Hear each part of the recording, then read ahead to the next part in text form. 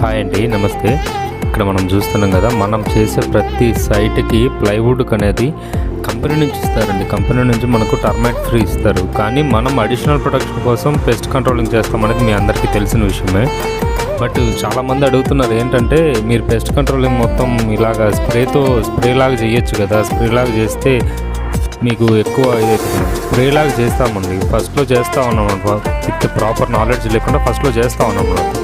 Spray చేస్తూ ఉంటే ఏమవుతుందంటే ఎక్కువ కెమికల్ అనేది దాని మీద పవర్ అయిపోతుంది అనమాట. ఎక్కువ కెమికల్ స్ప్రెడ్ అవ్వడం వల్ల ఏమవుతుందంటే డ్రై అవ్వడానికి చాలా టైం తీసుకుంటుంది. నెక్స్ట్ లామినేట్స్ ఏదైతే ఫిక్స్ చేస్తాం కదా, లామినేట్స్ అనేవి స్టిక్ అవ్వట్లేదండి. మనం ఎంత అదిసి వేసినా మనకు లామినేట్ అనేది స్టిక్ అవ్వట్లేదు అనమాట. ఎయిర్ బబుల్స్ ఎక్కువ వచ్చేస్తున్నాయి.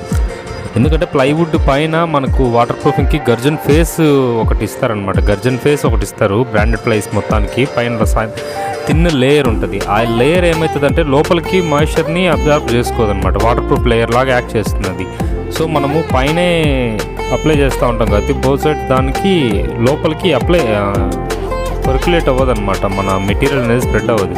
సో ఇందుకు ఇలాగ కాటన్ క్లాత్తోనే చేస్తూ ఉన్నాను. కాటన్ క్లాత్ ఆర్ఎల్స్ పియూ స్పాంజ్ ఉంటుంది కదా, స్పాంజ్తో అప్లై చేస్తాం. అప్లై చేసామంటే గ్యాప్స్ ఎక్కడా లేకుండా మొత్తము కవర్. మరిన్ని ఇంటీరియర్ టిప్స్ కోసం మా ఫేస్ని ఫాలో అవ్వండి ప్లీజ్. మీకు తెలిసిన వాళ్ళకు కూడా చెప్పొచ్చు కదా.